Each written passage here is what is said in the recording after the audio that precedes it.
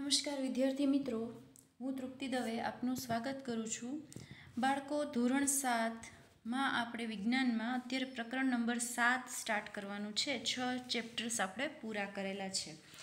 તો 7મું જે ચેપ્ટર છે હવામાન, આબોહવા અને આબોહવાની સાથે પ્રાણીઓનું અનુકૂલન. પહેલો ભાગ આજે આપણે જોવાનો છે. બાળકો, આ ચેપ્ટર થોડું ડિસ્ક્રિપ્ટિવ છે, પ્લસ તમને થિયોરિકલ વધારે લાગશે. મીન્સ કે સમાજ ભણતા હોય એ રીતનું આ ચેપ્ટર છે, કેમ કે આપણે હવામાન વિશેની, આબોહવા વિશેની માહિતી લેવાની છે, પણ ઇન્ટરેસ્ટિંગ તમને લાગશે. રસપ્રદ એટલા માટે છે કારણ કે પ્રાણીઓની પણ થોડી ડિટેલ આપણે સાથે સાથે સમજવાની છે. ઇવન અત્યારે જે એટમોસ્ફિયર છે, વરસાદનો જે માહોલ છે, એને અનુરૂપ એક્ઝેક્ટ ચેપ્ટર છે, એટલે તમને ઝડપથી આનો કન્સેપ્ટ ક્લિયર થઈ જશે. તો શરૂઆત કરીએ પ્રકરણ નંબર 7, હવામાન, આબોહવા અને આબોહવાની સાથે પ્રાણીઓનું અનુકૂલન, એના પહેલા ભાગની. તમે ઘણીવાર ક્યાંય ફરવા જતા હોય તો તમે તમારો સામાન જ્યારે પેક કરો છો ત્યારે બધું વિચારીને કરો છો કે તમે કયા વિસ્તારમાં જાઓ છો, ત્યાં એટમોસ્ફિયર કેવું હશે, આ સિઝનમાં ત્યાં કેવી ઠંડી હોય છે કે શું હોય છે, વરસાદ હોય છે, તો એ પ્રમાણે આપણે આપણું પેકિંગ કરીએ છીએ. અને અત્યારે તો મોબાઈલમાં એટલી સારી સુવિધા છે કે મોબાઈલની મદદથી તમે રોજે રોજનું ક્યાંય પણનું વેધર જોઈ શકો છો. તો આ જે માહિતીઓ આપણે લઈએ છીએ એ શું છે એકચ્યુઅલી? તો હવામાન એટલે શું? વર્ડ આવે છે કે હવામાનની આગાહી. તમે ન્યૂઝમાં પણ જોતા હશો કે હવામાનના સમાચાર જુદા પ્રસારિત કરવામાં આવે છે. તો હવામાન એકચ્યુઅલમાં છે શું? આ વસ્તુ આપણે ડિટેલમાં સમજવાની છે. તો આપણને હવામાન એટલે તમે છેલ્લા થોડા દિવસોના ન્યૂઝપેપર જો ચેક કરો તો એમાં કેટલો ટોટલ વરસાદ પડ્યો. અત્યારે આપણે ચોમાસાની સિઝન છે એટલે હું એમ જ કહીશ કે 24 કલાકમાં કયા વિસ્તારમાં કેટલો વરસાદ પડ્યો, ત્યાંનું તાપમાન કેવું રહેશે, કેટલું હતું. અને ઇવન હવે તો આ એન્ડ્રોઈડ ફોનની અંદર તમે એ પણ જોઈ શકો છો કે આ એક વીક સુધીની ઇન્ફોર્મેશન તમારી પાસે આવે છે કે એક વીક સુધીનું આ તારીખે ટેમ્પરેચર કેટલું હશે, એટમોસ્ફિયર કેવું હશે. એટલે ટૂંકમાં હવામાન કેવું છે માહિતી આપણને મળે છે newspaper through, news channel through, even હવે આપણા ફોનમાં પણ મળે છે. તો આગલા દિવસોમાં એડવાન્સમાં આગાહી કરવામાં આવે છે. જો કાલનું ન્યૂઝપેપર વાંચ્યું હોય તો કાલના ન્યૂઝપેપરમાં હતું કે 4 દિવસ ભારેથી અતિ ભારે વરસાદ સૌરાષ્ટ્ર અને કચ્છમાં પડવાની આગાહી છે. તો આજથી જ એની શરૂઆત થઈ ગઈ છે, આપણે જોઈ શકીએ છીએ. તો આ જે છે ફોરકાસ્ટિંગ, મીન્સ કે જે આગાહી છે એ શેના બેઝ ઉપર એ લોકો કરે છે અને કઈ રીતે કરે છે. ખાસ કરીને હવામાનના જે રિપોર્ટ છે એ લોકો સરકારના હવામાન ખાતાનો જે વિભાગ છે એ લોકો તૈયાર કરે છે. આ વિભાગ છે એ ટેમ્પરેચર, પછી પવનની ઝડપ, આ બધા આંકડા ભેગા કરી અને એના આધારે હવામાનનું અનુમાન લગાવે છે. ઇવન હવે તો સેટેલાઇટ થ્રુ પણ હવામાનની માહિતી મેળવી શકાય છે. તો હવાની અંદર જે પાણીની વરાળ છે એ કેટલી છે, એનું માપ છે, એને ભેજ કહેવામાં આવે છે. આપણે જોઈએ છીએ કે અત્યારે ચોમાસાની સિઝન છે તો હવામાં ભેજનું પ્રમાણ વધે છે. તો કેટલું પાણીની વરાળ છે એના આધારે નક્કી કરવામાં આવે છે કે હ્યુમિડિટી કેટલી છે, મીન્સ કે ભેજ કેટલો છે.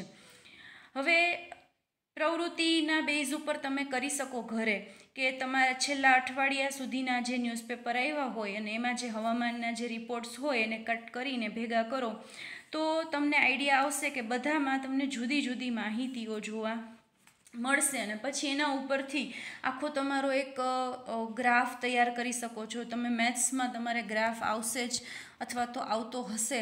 તો એના બેઝ ઉપર એમ કે તારીખ આ છે તો આ દિવસે મહત્તમ તાપમાન કેટલું હતું, મેક્સિમમ ટેમ્પરેચર. આપણે બાળકો તાપમાન ઉષ્માવાળા ચેપ્ટરની અંદર આ વસ્તુ ખાસ જોઈ જ ગયા છીએ કે જ્યારે મેં થર્મોમીટર તમને સમજાવ્યું હતું ત્યારે મેં કીધું જ હતું કે હવામાન એટલે મીન્સ કે જે આ ટેમ્પરેચર મેક્સિમમ અને મિનિમમ એ પણ થર્મોમીટરથી મેજર થાય છે.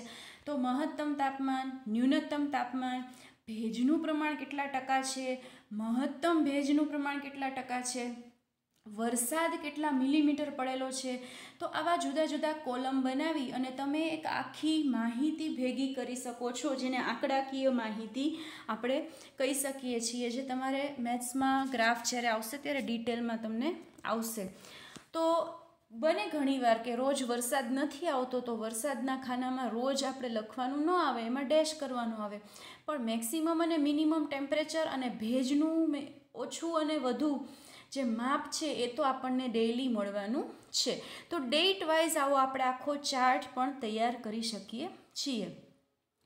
વરસાદ માપવા માટેનું જે સાધન છે, કે વરસાદ આપણને એમ થાય કેમ નક્કી કરતા હશે આ લોકો કે કેટલો વરસાદ પડેલો છે, તો વર્ષા માપક સાધન છે, રેઇન ગોજ જેને કહેવાય, એની મદદથી વરસાદનું માપન થાય છે.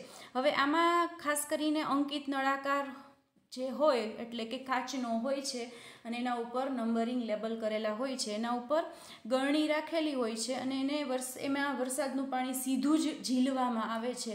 સીધો જ વરસાદ જે પડે છે એના બેઝ ઉપર એનું લેવલ નક્કી કરવામાં આવે છે કે કેટલા મિલીમીટર કેટલા સેન્ટીમીટર વરસાદ અહીંયા પડેલો છે. તો આ છે વર્ષા માપક સાધનની મદદથી આ નક્કી થાય છે. હવે આપણે મેં તમને પ્રવૃત્તિની વાત કરેલી કે એક અઠવાડિયા સુધીનું જે આ ટેમ્પરેચર ને આ બધું તમે એક આખું કોષ્ટક તૈયાર કરી નાખ્યું, તો તમે એક વસ્તુ એમાં ખાસ માર્ક કરી હશે કે બધે સેમ વસ્તુ નથી જોવા મળતી. મીન્સ કે આજની તારીખમાં મહત્તમ તાપમાન કેટલું અને ન્યૂનતમ કેટલું, તો એ કાલે પાછું એઝ ઇટ ઇઝ રિપીટ થતું નથી. એટલે વેરાયટી જોવા મળે છે, ચેન્જીસ જોવા મળે છે. એટલે થોડા ઘણા આવા ચેન્જીસ હોય તો એના આધારે આ વિસ્તાર છે, સપોઝ કે આપણે સૌરાષ્ટ્રમાં રહીએ છીએ, તો સૌરાષ્ટ્રનો જે વિસ્તાર છે એ વિસ્તારની આબોહવા કઈ રીતે નક્કી થાય છે, આપણે આગળ હમણાં ટોપિક આવવાનો જ છે, છતાંય કહી દઉં કે પહેલાં તો આપણે એનું હવામાન જોવું પડે કે સિઝનની અસર આપણા વિસ્તારમાં શું છે. તો તાપમાન રેગ્યુલર કેટલું રહે છે, ભેજનું પ્રમાણ કેટલું રહે છે, વરસાદ કેટલો પડે છે અને પવનની ઝડપ કેટલી રહે છે, એના આધારે કોઈ સ્થળના વાતાવરણની રોજબરોજની પરિસ્થિતિને તે સ્થળનું હવામાન કહે છે.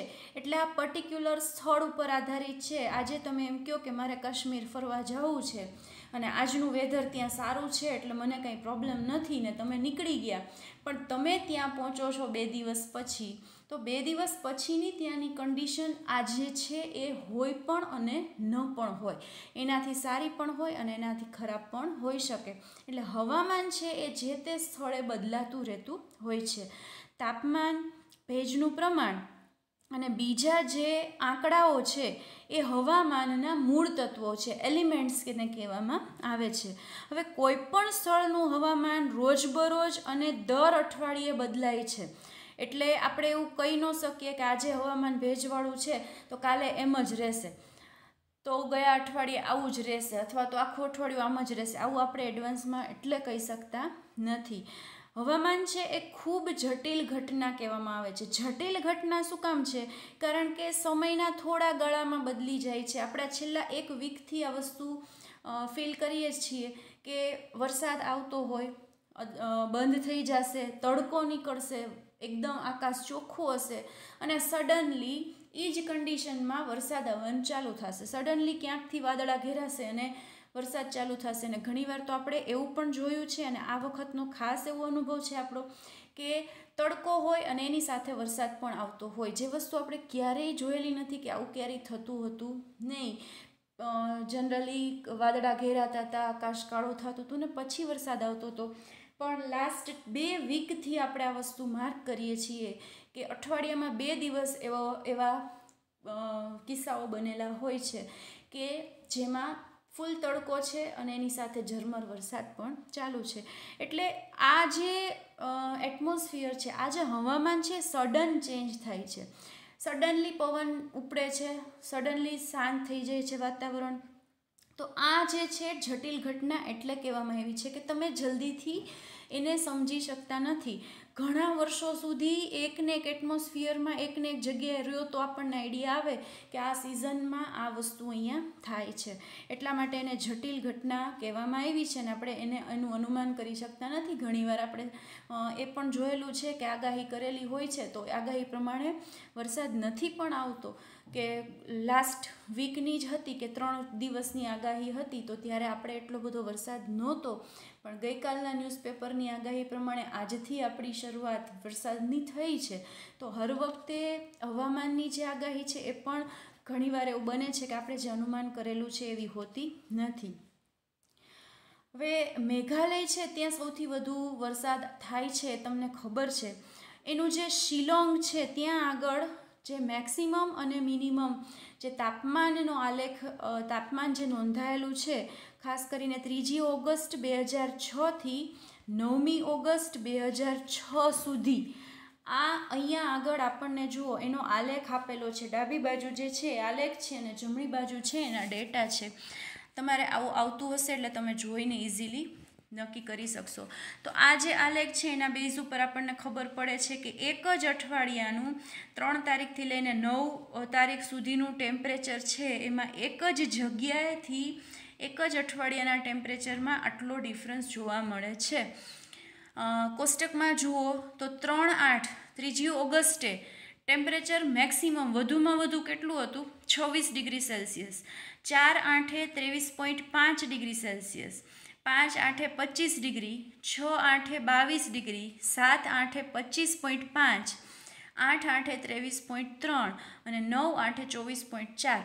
હવે જુઓ તમે ક્યાંય તમને એક પણ આંકડા સરખા દેખાતા નથી, એટલા માટે આલેખ પણ જુઓ આપણને કેવો મળે છે? ઝિગઝેગ મળે છે. એનો મિનિંગ શું છે કે અહીંનું ટેમ્પરેચર અનિયમિત છે, ફિક્સ છે નહીં. તો આ રીતે હવામાન છે એ સતત બદલાતું રહે છે. હવે આપણને ખબર છે કે તાપમાન માપવા માટે આપણે ખાસ કરીને મહત્તમ ન્યૂનતમ થર્મોમીટરનો જ ઉપયોગ કરીએ છીએ કે જેની મદદથી દિવસ દરમિયાનનું વધુમાં વધુ અને ઓછામાં ઓછું તાપમાન માપી શકીએ. તો દિવસનું જે મહત્તમ તાપમાન છે એ ખાસ કરીને બપોરના સમયે માપવામાં આવે છે, અને જે ન્યૂનતમ તાપમાન છે, ન્યૂનતમ એટલે ઓછામાં ઓછું, એ છે વહેલી સવારે માપવામાં આવે છે. એટલા માટે જ આપણને ઉનાળાનો સમય હોય તો બપોરના ટાઈમે સખત ગરમી થાય છે, કારણ કે ત્યારે મેક્સિમમ ટેમ્પરેચર હોય છે, અને વહેલી સવારે થોડી ઠંડક લાગે છે કારણ કે ત્યારે તાપમાન સૌથી ઓછું હોય છે. તો આ જે બધી પરિસ્થિતિઓ સર્જાય છે એની પાછળ જવાબદાર કોણ છે? હવામાન સતત બદલાય છે એ આપણને ખબર છે, પણ આ ફેરફારો સૂર્યના લીધે થાય છે.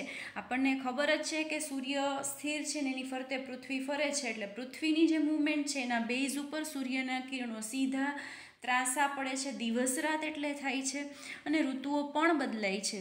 તો સૂર્ય છે એનું ટેમ્પરેચર ખૂબ જ વધારે છે. સૌથી ઊંચું તાપમાન ધરાવતો વાયુનો ગોળો એને કહેવામાં આવે છે.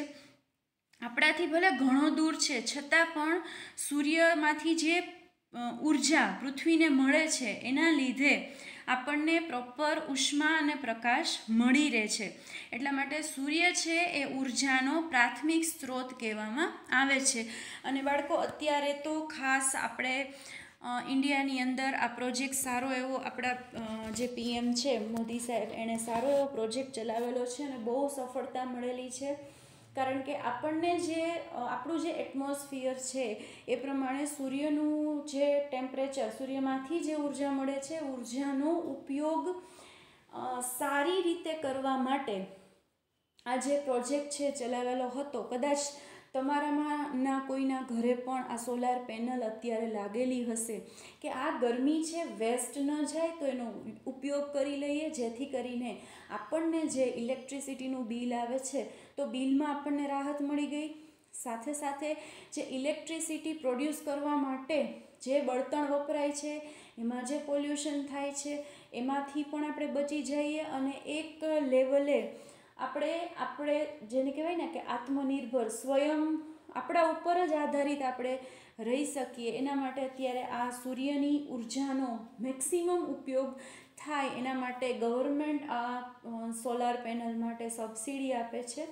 અત્યારે તો કરન્ટલી આ બધું બંધ છે, પણ થોડી સિચ્યુએશન સેટ થશે એટલે ફરીથી પાછી ચાલુ થશે, કે જેથી કરીને આપણને એનો જે ટોટલ ખર્ચ છે એમાં ઘણી રાહત મળે છે. ઓલમોસ્ટ 1.5 લાખની આસપાસ જો ખર્ચો થતો હોય તો સબસિડી ને બધું બાદ કરતાં આપણે 80-90 હજારની અંદર પેનલ આપણી ઘરે તૈયાર થઈ જાય છે. અને પછી આ ખર્ચો ઇઝીલી નીકળી જાય છે, કારણ કે પછીનું આપણું ઇલેક્ટ્રિસિટીનું બિલ ઓલમોસ્ટ નોમિનલ હોય છે. ક્યારેક માઇનસમાં જાય, ઉનાળો છે તો વધારે ટેમ્પરેચર છે તો વધારે ઇલેક્ટ્રિસિટી જનરેટ કરશે, વધારે યુનિટ જનરેટ કરશે. તો આ બેલેન્સ સારું એવું થતું જાય એટલે આપણે જે દર મહિને ઇલેક્ટ્રિસિટીનું જે બિલ આવે છે 2 મહિને કે મહિને, તો એમાં પણ આપણને સારો એવો ફાયદો થાય છે. તો સૂર્ય ઉર્જા છે એ સૂર્ય ઉર્જાનું પૃથ્વીની સપાટી અને સમુદ્ર અને વાતાવરણ વડે જે શોષણ થાય છે, એક તો પૃથ્વીની સપાટી શોષણ કરે, સમુદ્રય કરે અને વાતાવરણ પણ શોષણ કરે અને પાછું પરાવર્તન થાય. એટલા માટે એના આધારે જે તે સ્થળનું હવામાન નક્કી ઇઝીલી આપણે કરી શકીએ છીએ. જો આપણે સમુદ્રકાંઠાના વિસ્તારમાં રહેતા હોય તો આપણને અનુભવ થાય કે ત્યાં આગળ રણ પ્રદેશ અથવા તો પહાડી પ્રદેશ કરતાં હવામાન થોડું જુદું છે. ખાસ કરીને આપણે ગુજરાતમાં છીએ અને સૌરાષ્ટ્રમાં ખાસ, તો આપણે ઉનાળાની સિઝનમાં જ્યારે વેકેશન પડે છે ત્યારે આપણે ફરવા માટે હિલ સ્ટેશન પર જઈએ છીએ, કારણ કે ત્યાં થોડીક ઠંડકનો અનુભવ થાય છે. એટલે આ રીતે આપણે ડિસાઈડ કરી શકીએ છીએ. જેમ કે શિયાળો છે તો શિયાળાની સાપેક્ષે ઉનાળાની અંદર શિયાળામાં દિવસ ટૂંકો છે, ઉનાળામાં લાંબો છે, આ આપણને ખબર છે.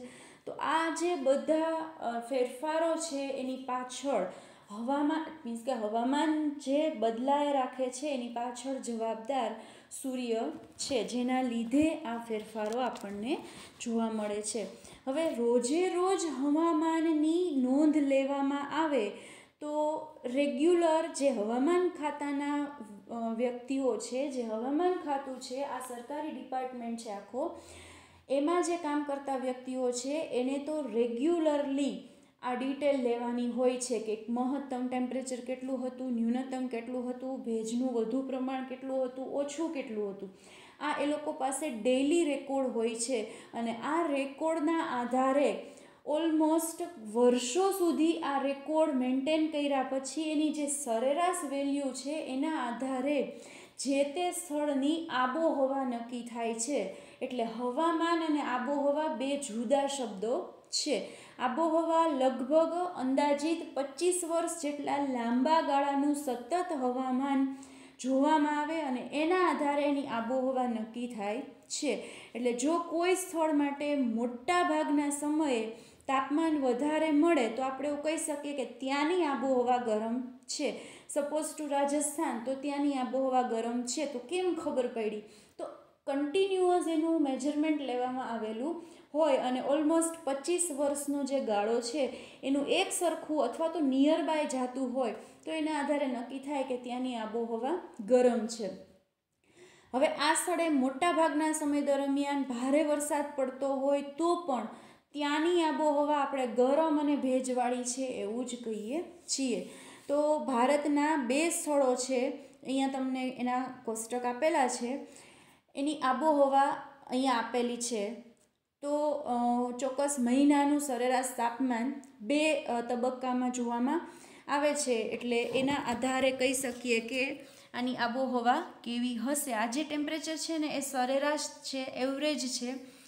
એક છે શ્રીનગર, જમ્મુ કાશ્મીર, અને બીજું છે કેરાલાનું થિરુવનંતપુરમ. તો પેલો જે ચાર્ટ છે, પેલો જે ગ્રાફ છે, જે નંબર્સ છે એ છે શ્રીનગરના. તમારી ટેક્સ્ટબુકની અંદર પણ પેજ નંબર 71માં આ વસ્તુ આપેલી છે, એટલે સાથે તમે કોરિલેટ કરતા જાજો. તો જુઓ, સૌથી પહેલાં આપેલું છે મંથ એટલે મહિનો, પછી મીન ટેમ્પરેચર મીન્સ કે સરેરાશ તાપમાન, પછી ડેઇલીનું ન્યૂનતમ, રોજનું ન્યૂનતમ અને રોજનું મહત્તમ, અને મીન ટોટલ રેઇનફોલ મીન્સ કે સરેરાશ વરસાદ કેટલો પડે છે. જાન્યુઆરી મહિનાની અંદર રોજનું ન્યૂનતમ છે જુઓ -2.3, મેક્સિમમ છે 4.7. આ જમ્મુ કાશ્મીરની વાત કરીએ છીએ આપણે. તો વરસાદ ત્યાં છે 57 મિલીમીટર અને વરસાદ મિલીમીટરમાં આપેલો છે. ફેબ્રુઆરીમાં -0.6, 7.8 મેક્સિમમ અને 65 મિલીમીટર વરસાદ.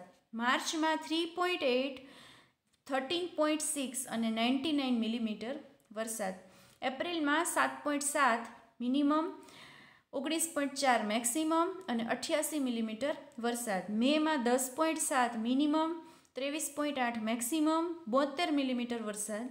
જૂનમાં 14.7 મિનિમમ, 29.2 મેક્સિમમ, 37 મિલીમીટર વરસાદ.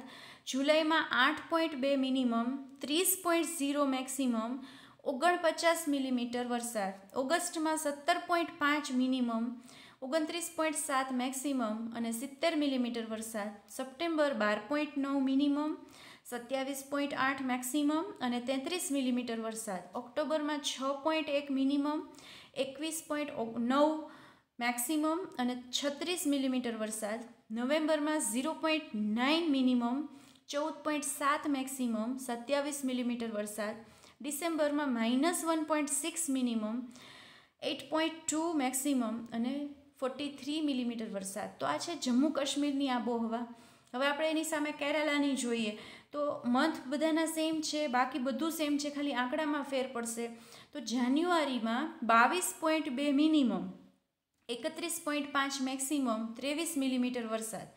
ફેબ્રુઆરીમાં 22.8 મિનિમમ, 31.9 મેક્સિમમ, 24 મિલીમીટર વરસાદ. માર્ચમાં 24.1 મિનિમમ, 32.6 મેક્સિમમ, 40 મિલીમીટર વરસાદ. એપ્રિલમાં 24.9 મિનિમમ, 32.6 મેક્સિમમ, 117 મિલીમીટર વરસાદ. મેમાં 24.7 મિનિમમ, 31.6 મેક્સિમમ, 230 મિલીમીટર વરસાદ. જૂનમાં 23.5 મિનિમમ, 29.7 મેક્સિમમ, 321 મિલીમીટર વરસાદ. જુલાઈમાં 23.1 મિનિમમ, 29.2 મિનિમમ, મેક્સિમમ, 227 મિલીમીટર વરસાદ. ઓગસ્ટમાં 23.2 મિનિમમ, 29.4 મેક્સિમમ, 138 મિલીમીટર વરસાદ. સપ્ટેમ્બર 23.3 મિનિમમ, 30.0 મેક્સિમમ, 175 મિલીમીટર વરસાદ. ઓક્ટોબરમાં 23.3 મિનિમમ, 29.9 મેક્સિમમ, 282 મિલીમીટર વરસાદ. નવેમ્બર 23.1 મિનિમમ, 30.3 મેક્સિમમ, 185 મિલીમીટર વરસાદ અને ડિસેમ્બરમાં 22.6 મિનિમમ, 31.0 મેક્સિમમ અને 66 મિલીમીટર વરસાદ. તો આ જે વરસાદ છે સરેરાશ કુલ વરસાદ એ ઓલમોસ્ટ નિયર બાય નંબર છે, નજીકની જે કિંમતો હોય એ છે. એના ઉપરથી આપણને એટલી ખબર પડી કે જમ્મુ કાશ્મીર અને કેરાલાની આબોહવામાં ઘણો બધો ડિફરન્સ જોવા મળે છે. જમ્મુ કાશ્મીર કરતાં કેરાલા આખા વર્ષ દરમિયાન ગરમી વધુ રહે છે અને આબોહવા પણ એની વધારે ભેજવાળી હોય છે. હવે પશ્ચિમ ભારતની અંદર જે રાજસ્થાન જેવો વિસ્તાર છે, જે હમણાં આપણે વાત કરી કે વર્ષના મોટા ભાગના સમય દરમિયાન ત્યાંનું તાપમાન વધુ હોય છે, પણ શિયાળામાં થોડાક મહિના માટેનું તાપમાન નીચું જાય છે. હવે અહીંયા વરસાદ પણ ઓછો થાય છે, એટલે રણ પ્રદેશની જે લાક્ષણિક આબોહવા જેને આપણે કહીએ કે ગરમ અને સૂકી, તો એ વિસ્તારની આબોહવા ગરમ અને સૂકી એવું કહેવાય છે. ઉત્તર પૂર્વમાં ભારતની અંદર વર્ષના મોટા ભાગના સમયે વરસાદ પડે છે, એટલે આપણે એવું કહી શકીએ કે ઉત્તર પૂર્વ ભારતની આબોહવા છે એ ભેજવાળી છે. હવે આ જે આબોહવા છે એ મેં તમને કીધું કે ઘણા લાંબા વર્ષ સુધી, ઘણા સમયગાળો જે છે લાંબો છે, ત્યાં સુધીની ટોટલ માહિતી છે, ત્યાં સુધીનું રોજે રોજનું ટેમ્પરેચર લઈ અને એની સરેરાશ વેલ્યુ કાઢી અને પછી આબોહવા નક્કી કરવામાં આવેલી હોય છે. એટલે આબોહવાની વ્યાખ્યા થશે કે લગભગ 25 વર્ષ જેવા લાંબા ગાળાના હવામાનના માળખાને તે સ્થળની આબોહવા કહેવામાં આવે છે. એટલે ખાસ બે શબ્દો વચ્ચેનો ડિફરન્સ સમજજો. અહીંયા આગળ આપણે હવામાન જોયું હતું, તો હવામાન જુદી વસ્તુ છે, આબોહવા જુદી વસ્તુ છે. હવામાન એટલે કે તાપમાન, ભેજનું પ્રમાણ, વરસાદ, પવનની ઝડપ, આ બધાયને અનુરૂપ કોઈ એક ચોક્કસ સ્થળનું જે રોજબરોજની વાતાવરણની પરિસ્થિતિ છે એને એનું હવામાન કહેવાય છે. જ્યારે આબોહવા તો એ રોજે રોજનું પણ 25 વર્ષ જેટલા લાંબા ગાળાનું જે રેગ્યુલરનું હવામાન જોવામાં આવે છે એને કહેવાય છે ત્યાંની આબોહવા. એટલે આબોહવા અને હવામાન વચ્ચેનો ડિફરન્સ ક્લિયરલી સમજો. હવે આપણે આગળના વિડીયોની અંદર આગળના ટોપિક ડિસ્કસ કરવાના છે. બાળકો, હું એવી આશા રાખું છું કે તમે આ બે શબ્દો વચ્ચેનો ડિફરન્સ સારી રીતે સમજેલા હશો. છતાં પણ એકવાર તમારી ટેક્સ્ટ બુક રિફર કરવી જરૂરી છે. શક્ય હોય તો સાથે ટેક્સ્ટ બુક લઈને બેસજો, જેથી કરીને તમને જ્યાં પણ ડાઉટ્સ હોય એ ડાઉટ્સ ક્લિયર થઈ જાય. નમસ્કાર.